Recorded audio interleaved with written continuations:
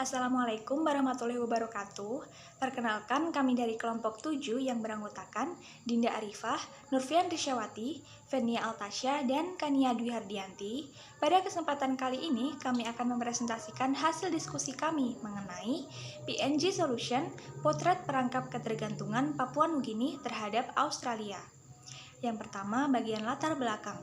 Australia dan Papua Nugini sama-sama meratifikasi Konvensi Pengungsi tahun 1951. Namun, karena adanya perbedaan tingkat kesejahteraan, membuat Australia menjadi salah satu negara yang diminati para pencari suaka. Kedatangan pencari suaka yang terus meningkat setiap tahunnya membuat pemerintah Australia khawatir atas pertahanan nasionalnya, sehingga Australia mengetatkan kebijakan imigrasi. Namun, pengetatan kebijakan imigrasi ini ternyata masih belum mampu mengurangi jumlah kedatangan pencari suaka secara maksimal. Oleh karena itu, pada tahun 2001, Australia melakukan kerjasama dengan Nauru dan Papua Nugini dalam Pacific Solution. Perjanjian ini diberhentikan pada tahun 2008 karena dinilai terlalu sinis, tidak manusiawi, dan membutuhkan biaya yang besar. Hal ini didasari bahwa selama masa pemberlakuan Pacific Solution ini terjadi berbagai kejadian buruk seperti kekerasan, pemerkosaan, fasilitas detensi yang kurang memadai, dan lain sebagainya. Setelah Pacific Solution diberhentikan, kedatangan para pencari suaka ke Australia meningkat kembali. Dapat dilihat pada grafik di samping bahwa jumlah kedatangan manusia perahu atau pencari suaka pada tahun 2008 sebesar 161 jiwa, kemudian meningkat pesat menjadi 2.726 jiwa pada tahun 2009, dan terus meningkat setiap tahunnya seperti yang dapat dilihat pada grafik di samping. Sehingga pada tahun 2013, Australia bersama Papua Nugini menjalin kembali kerjasama melalui PNG Solution yang ditandatangani pada 19 Juli 2013. Selanjutnya adalah tinjauan teori. Yang pertama adalah teori ketergantungan berdasarkan pendekatan neomarxisme. Teori neomarxis dikenal sebagai teori ketergantungan. Teori ini sebagian besar dipengaruhi oleh para strukturalis Amerika Latin yang berhubungan dagang antara negara terbelakang secara ekonomi dan negara industri maju. Menurut Marx, dampak dari imperialisme akan menghancurkan elemen-elemen penting termasuk manufaktur lokal berskala kecil yang memulai eksploitasi di wilayah kolonial. Namun, di sisi lain, penetrasi Eropa pada saat yang sama menghilangkan hambatan-hambatan dasar perkembangan kapitalisme. Secara lebih jelasnya, teori ketergantungan berdasarkan pendekatan neomarxisme terdapat hubungan negara pusat atau maju dengan negara pinggiran atau terbelakang, di mana terjadi pengalihan kekayaan dari negara terbelakang ke negara maju melalui penciptaan ketergantungan permanen seperti modal dan teknologi.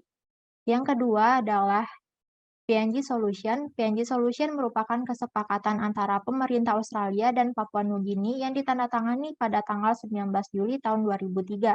Kesepakatan ini berisikan bahwa setiap pencari suaka yang datang ke Australia dengan menggunakan perahu atau lebih dikenal dengan manusia perahu dilarang untuk memasuki wilayah Australia dan nantinya diarahkan untuk menetap di detensi Pulau Manus, Papua Nugini. Sementara nantinya jika sudah diputuskan status legal pengungsinya, maka tidak akan diperbolehkan menetap di Australia, melainkan di Papua Nugini. Dalam kebijakan resettlement ini terdapat 5 poin penting. Yang pertama, pencari suaka yang tiba dengan perahu dilarang menetap di Australia. Yang kedua, para pencari suaka tersebut dikirim ke Pulau Manus atau tempat lain di Papua Nugini untuk penilaian status suaka mereka. Yang ketiga, bagi pengungsi yang legal diperbolehkan bermukim kembali di Papua Nugini. Yang keempat, perjanjian ini tidak ada perubahan setidaknya selama 12 bulan ke depan. Dan kelima, tidak ada batasan jumlah pengungsi yang nantinya menetap di Papua Nugini. Sebagai ganti ketersediaan Papua Nugini ini, Australia meningkatkan jumlah bantuan yang diberikan oleh pemerintahan O'Neill hingga 463 juta dolar setiap tahunnya untuk bantuan pendidikan, bantuan kesehatan, bantuan hukum dan ketertiban, serta memperluas fasilitas detensi di Pulau Manus yang semula hanya menampung 600 penghuni menjadi 3.000 penghuni. Nah, selanjutnya masuk ke bantuan Australia kepada Papua Nugini. Dalam bidang ekonomi, Australia memberikan bantuan finansial rutin yang cukup besar hingga menjadikan Australia sebagai pendonor terbesar bagi Papua Nugini. Tidak hanya itu, jumlah bantuan yang diberikan kepada Papua Nugini juga menjadi jumlah terbesar bantuan luar negeri Australia kepada negara lainnya. Namun, meskipun Australia selalu memberikan bantuan rutin serta dalam jumlah yang besar untuk Papua Nugini, tapi tentu di balik itu Australia memiliki tujuan tertentu. Australia melakukan hal tersebut dikarenakan Papua Nugini dijadikan sebagai buffer zone bagi Australia sejak lama. Oleh karena itu, penting bagi Australia untuk tetap menjaga stabilitas buffer zone-nya. Nah, dalam bidang ekspor dan impor, Australia menjadi tujuan utama impor, namun menjadi negara tujuan kedua dalam bidang ekspor. Meski menjadi negara tujuan kedua dalam bidang ekspor, tetapi keuntungan yang didapatkan oleh Australia dari ekspor ini cukup besar. Australia telah melakukan investasi besar-besaran di Papua Nugini, sementara barang yang diekspor merupakan barang yang diolah oleh perusahaan Australia di Papua Nugini tersebut. Secara tidak langsung menunjukkan apabila Australia tidak hanya menerima keuntungan dari hasil investasi, namun barang yang diolah oleh perusahaan Australia di Papua Nugini juga berpindah ke Australia melalui ekspor tersebut. Australia juga memberikan investasi besar dan meningkat setiap tahunnya di Papua Nugini. Adanya berbagai investasi Australia yang masuk ke Papua Nugini ini memang memberikan dampak baik bagi perekonomian Papua Nugini. Namun, di lain sisi, terdapat kesedihan di mana penduduk lokal Papua Nugini sendiri tidak dapat merasakan hasil tambang dan harus menerima untuk dieksploitasi oleh pihak asing. Tidak hanya di lingkungan dan sumber daya alam yang dieksploitasi oleh Australia, namun masuknya perusahaan asing yang diharapkan mampu membuka lapangan pekerjaan nyatanya tidak demikian. Dikarenakan kualitas pendidikan di Papua Nugini yang rendah membuat perusahaan Australia lebih cenderung untuk memilih menggunakan orang Australia itu sendiri yang memiliki kualitas pendidikan lebih baik dibandingkan oleh Papua Nugini. Sementara perusahaan lokal melemah dikarenakan kalah saing dengan perusahaan asing.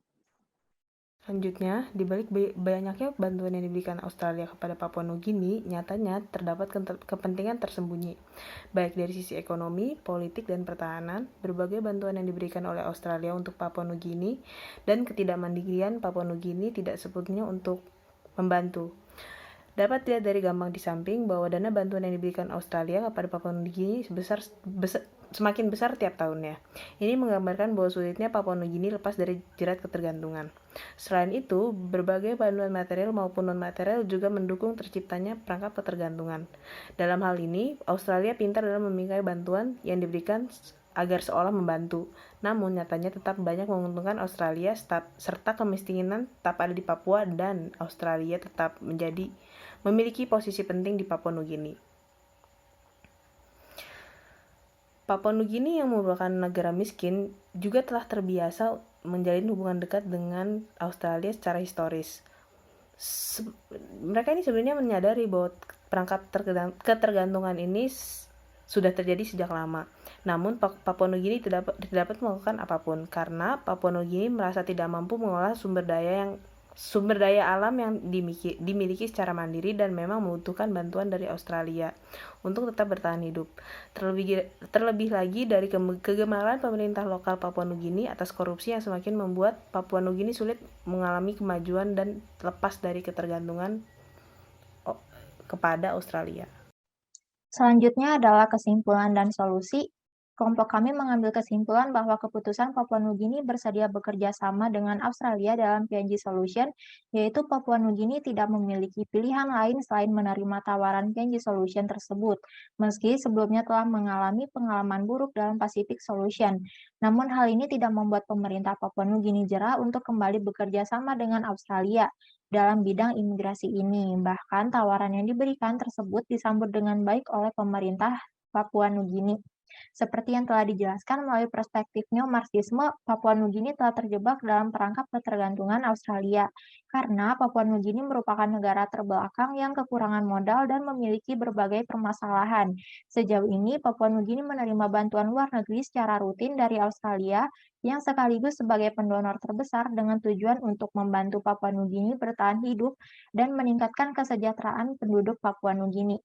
Adapun solusi untuk mengatasi ketergantungan, hal yang sebaiknya dilakukan oleh Papua Nugini antara lain memperkuat mutu pendidikan, kesehatan, dan infrastruktur, serta memperkuat kapasitas swadaya dan swasembada pangan, energi, dan teknologi nasional. Sekian presentasi dari kelompok kami. Mohon maaf apabila terdapat banyak kesalahan. Wabillahi taufik wa hidayah. Wassalamualaikum warahmatullahi wabarakatuh.